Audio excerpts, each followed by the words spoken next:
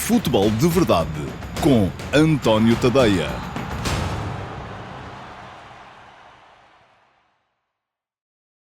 Olá a todos e sejam muito bem-vindos ao Futebol de Verdade Flash para o Farense 3, Sporting Clube de Braga 1. Foi a segunda vitória do Farense no campeonato, mas ao mesmo tempo foi também a segunda derrota do Sporting Clube de Braga em 5 jornadas apenas. O Braga está já a 6 pontos do primeiro, que para já é apenas o Flóculo Porto, e que pode vir a ser... Pode vir a ser apanhado ainda no decorrer desta jornada pelo Sporting e pelo Boa Vista. E mais do que isso, o Braga já sofreu 10 golos nas 5 jornadas que leva este campeonato. Sofreu golos em todos os jogos, sofreu 3 golos hoje, foi o máximo que encaixou numa partida só. De resto, tinha sofrido sempre 2, à exceção do jogo com o Sporting, em que sofreu apenas 1. Mas em todos os jogos sofreu golos. E vamos ver, para que se encontre, por exemplo, no arranque da época passada, 10 golos na baliza do Sporting Clube Braga, é preciso ter chegado à jornada 9. E nesse caminho, o Braga apanhou 3 do Sporting, 3-3 em casa, e 4 do Flóculo Porto, 4-1 no Dragão. Hoje, no jogo de hoje, aquilo que se viu foi um Braga sempre com muita dificuldade na posse, pouca qualidade na posse, pouca capacidade para meter os 3 homens de apoio ao ponta de lança dentro do jogo. Porquê? Porque foi sempre muito lento, pouco dinâmico e anulado na zona do meio-campo, porque não tinha qualidade suficiente na saída. O meio-campo do Farense impôs a lei na partida, e já vou explicar isso mais à frente quando fizer aqui a fotografia tática do jogo. E depois, além disso, também o Farense a mostrar alas muito disponíveis para participarem no jogo coletivo, tanto o Bellomi à direita como o Rui Costa à esquerda, sempre a jogarem muito dentro. Só em desespero de causa e quando começou a meter muita gente na frente é que o Braga equilibrou os números gerais da partida. É verdade que acabou o jogo e rematou mais, 18 remates contra 16. Teve mais ações, segundo ainda os números goal point, dentro da área do adversário do que o Farense, 30-23. Mas se olharmos, por exemplo, para o índice de golos esperados, face àquilo que as duas equipas produziram em termos de criação, o Farense deveria ter marcado 3 golos e meio e o Braga 1,3. Pelo que se chega à conclusão que o resultado foi justo, o 3-1, que se viu no final, refletido no resultado final. Ora, o Braga, apesar de tudo, teve a primeira situação de relativo perigo na partida, um remate de Al-Musrati de fora que provocou uma boa defesa ao Ricardo Velho, aos 11 minutos. Respondeu bem o Farense, no momento em que Mateus Oliveira roubou uma bola a Al-Musrati e Bellomi ficou com a bola à sua frente, tentou o chapéu, mas viu-o sair ao lado da baliza do Mateus Magalhães. O Braga ainda respondeu, minuto 31, mais um remate de meia distância, desta vez João Moutinho, bater na barra, e na resposta o Farense fez o golo e virou um bocadinho aquilo que estava a ser um jogo mais ou menos equilibrado a seu favor. Porquê? Porque a vantagem acabou por permitir isso mesmo. Foi ao remate de João Moutinho à barra, há uma recuperação de bola por parte do setor defensivo do Farense. A bola entra em Fabrício, que mete um passe vertical para o Bruno Duarte, e o Bruno Duarte, o ponta de lança do Farense, em 1-1 com o José Fonte, fez o que quis do experiente central do Braga. Driblou para fora, driblou para dentro, meteu o remate ao posto mais distante, a bola a entrar e a acertar na rede lateral, lá onde é mais difícil para o guarda-redes a ir buscar, 1-0, e o Farense a sentir-se por cima do jogo. Ora, o Farense, a partir daí, mandou como quis na partida. Rui Costa podia ainda ter feito 2-0 aos 40 minutos, mas aos 44 chegou mesmo o 2-0. Um slalom de Bellomi, que faz um remate para grande defesa do Mateus, só que o Mateus, que tinha estado muito bem no início da jogada, acabou por borrar a pintura a seguir, tentou driblar o Rui Costa para sair a jogar, perdeu a bola e o Rui Costa fez mesmo o 2-0 a 1 minuto do intervalo. Até ao intervalo, ainda assim, o Álvaro de Jaló ainda tirou uma grande defesa ao Ricardo Velho, naquela que foi a melhor ocasião do Braga na primeira parte, e a partir daí, no segundo tempo, o Braga ainda reabriu o jogo. Porquê? Porque fez o 2-1. Antes disso, o Farense perde uma grande penalidade, penalti por falta do Abel Ruiz, também falarei disso mais à frente quando avaliar a arbitragem, só que o Rui Costa chutou por cima da barra e manteve o resultado praticamente na resposta. Enfim, não foi bem. 5 minutos depois, um cruzamento do Álvaro de Jaló e cabeceamento do Simone Banza para fazer o 2-1 e reabrir a partida. Só que logo a seguir, demorou 2 minutos. O Farense voltou a marcar. Uma belíssima jogada, Bellomi a lançar Talocha, o lateral esquerdo, este a meter a bola em Mateus Oliveira. Mateus Oliveira apareceu atrás de Al-Musrati, como aconteceu muitas vezes no ataque do Farense, cruzou atrasado e foi Bellomi quem apareceu para finalizar e fazer o 3-1 que praticamente arrumava com a partida. A partir daí, o Farense teve mais 1, 2, 3, 4 situações de perigo e só mesmo sobre o final é que o Braga voltou a ameaçar. Uma jogada de Banza a rasgar e Pizzi a rematar ao posto. O Braga até podia no final olhar para o jogo e dizer, enfim, perdemos por 2 golos, foram as 2 bolas no poste, mas não. Houve uma grande diferença de produção entre as duas equipas e o resultado foi, tal como já vos disse, totalmente justo.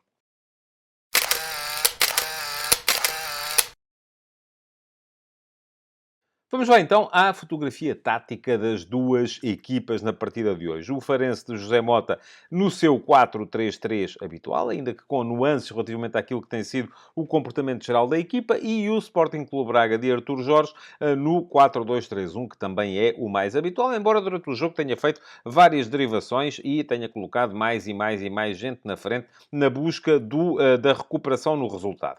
Ora, comecemos pela equipa da casa. O Farense no 4-3-3 fez 2 alterações relativamente ao último jogo. Saiu o defesa central maltês Zach Muscat, que estava suspenso, porque viu um cartão vermelho nessa partida, e para o lugar dele entrou, curiosamente, o Artur Jorge, que é filho do treinador do Sporting Clube Braga. Fez um bom jogo o Artur Jorge, acabou até, inclusive, por sofrer a grande penalidade que o Rui Costa podia, na altura, ter aproveitado para fazer o 3-0, mas fez um bom jogo, como fizeram quase todos os elementos do quarteto defensivo todos os elementos do quarteto defensivo do Farense, raramente testados pelo ataque do Braga. Além disso, o José Mota fez mais uma alteração.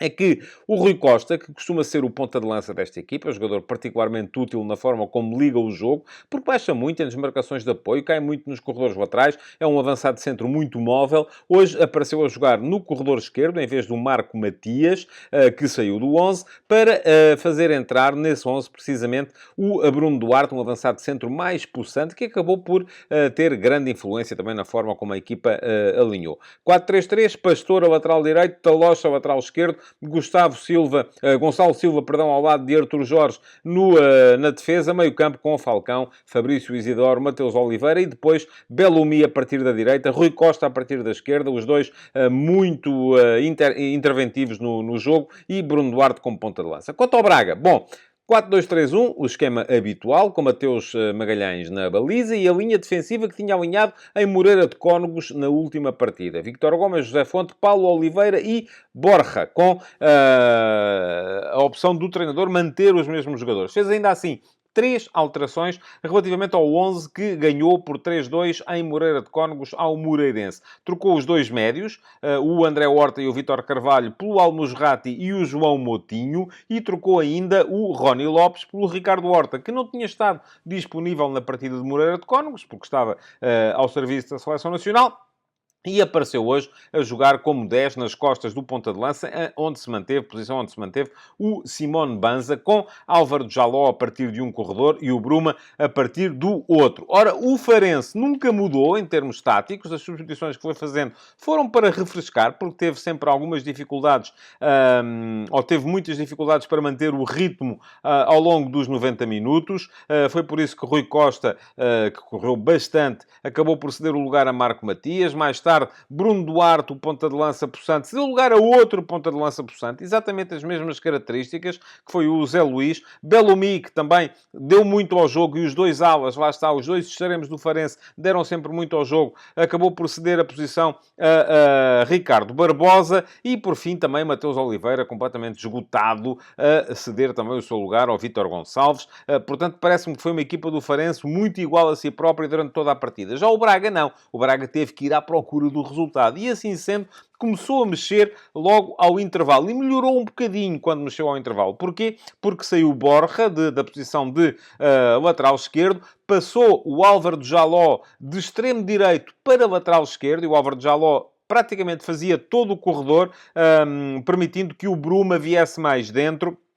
a partir da posição de extremo esquerdo, e quem entrou para o lugar do Borja foi o Zalazar, sendo que o Abel Ruiz substituiu o João Moutinho. Portanto, a partir desse momento, Álvaro Jaló passou para o lateral esquerdo, o Ricardo Horta avançou para o lado direito do ataque, onde estava até aqui o Álvaro Jaló, e o Abel Ruiz passou a jogar atrás do Simone Banza como segundo ponta de lança. Enfim, eram características diferentes, não era ainda um 4-4-2, mas era uma equipa que era capaz de meter mais gente na frente, sobretudo porque o Álvaro Jaló fazia todo o corredor. Ora, como veio o 2-1, mas depois veio o 3-1 e foi preciso arriscar ainda mais, o Artur Jorge substituiu então o Víctor Gomes, o lateral direito, pelo Adriano Marinho, lateral esquerdo. Podia parecer que era apenas ali um ligeiro reenquadrar das tropas, mas não. O Sporting Clube Braga, nessa altura, passou a 3-4-3, com José Fonte Paulo Oliveira e Adriano Marinho como três centrais, Bruma a fazer todo o corredor direito, Álvaro Jaló a fazer todo o corredor esquerdo, Zalazar, que estava a dar mais alguma dinâmica à zona central do meio-campo, ao lado de Al-Musrati, e depois o Ricardo Horta e o Abel Ruiz, juntamente com o Simone Banza, no corredor central.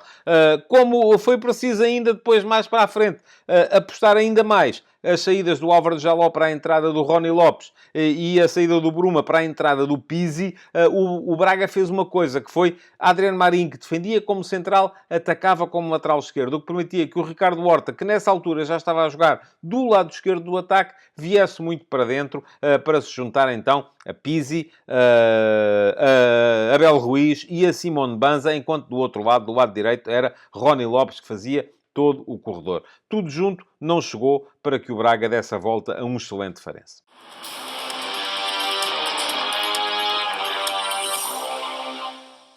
O melhor do Braga acabou por ser Álvaro Jaló. Saiu cedo do jogo, mas foi quase sempre ele que deu alguns esticões com alguma qualidade ao ataque da equipa do Braga, quer através dos seus slaloms, da forma de conduzir a bola, como para lhe dar velocidade a partir dos corredores laterais. Mas o Braga foi claramente subjugado pelo Farense, pelo que os heróis do jogo de hoje estavam todos vestidos de branco. Houve excelentes exibições na equipa do Farense. Começando por trás, gostei muito do lateral direito, Pastor. Parece-me que é um jogador capaz de impor alguma dinâmica ao corredor direito da equipa do Farense, sobretudo quando ela tem um extremo direito, Belloumi, um jogador muito fino do ponto de vista técnico, que vai jogar quase sempre muito por dentro. Por isso mesmo, Pastor foi uma presença dominante no corredor direito. Ainda assim, os três melhores jogadores da equipa, ou pelo menos os dois melhores jogadores da equipa, no meu ponto de vista, foram os médios Fabrício Isidoro e Mateus Oliveira. Foi a partir deles que o Farense secou por completa a fonte em que o Braga começava a jogar. O tal encaixe que Mateus Oliveira fazia no Al-Musrati e que o Fabrício Isidoro fazia no João Moutinho, a ponto de o Artur Jorge, quando quis mexer na equipa, ter acabado por abdicar do João Moutinho. Fabrício Isidoro foi o homem do jogo, do meu ponto de vista, muito importante a pressionar, muito importante a conduzir, muito importante a levar a bola de área à área, muito importante a ligar o jogo com os homens da frente. Fez um recital no São Luís hoje e foi o homem do jogo nesta vitória do Farense sobre o Sporting Clube Braga.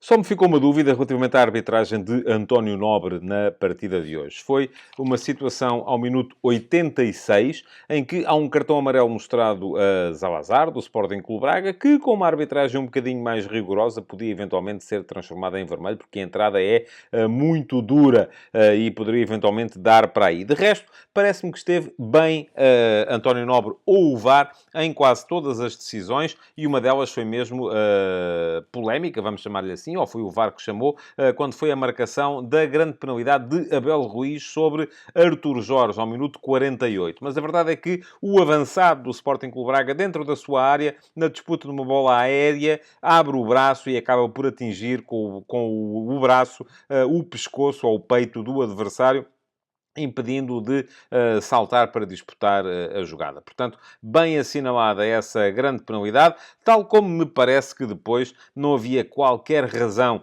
para que fosse assinalada a falta, por exemplo, quando Talocha encosta o braço em Zalazar, ao minuto 79, e o jogador do Sporting Clube Braga cai sem qualquer razão para isso, como antes disso, num momento em que, após um cruzamento do lado direito, há um cabeceamento de Rui Costa e Mateus Oliveira chuta, fazendo a bola bater. Não se percebeu bem se foi na mão de José Fonte, mas mesmo que tenha sido, a mão estava encostada ao corpo, estava frente ao peito e, portanto, não haveria razão para a marcação de nenhuma grande penalidade. Acabou por ser, portanto, uma boa arbitragem a de António Nobre. Futebol de Verdade, de segunda a sexta-feira, às 12h30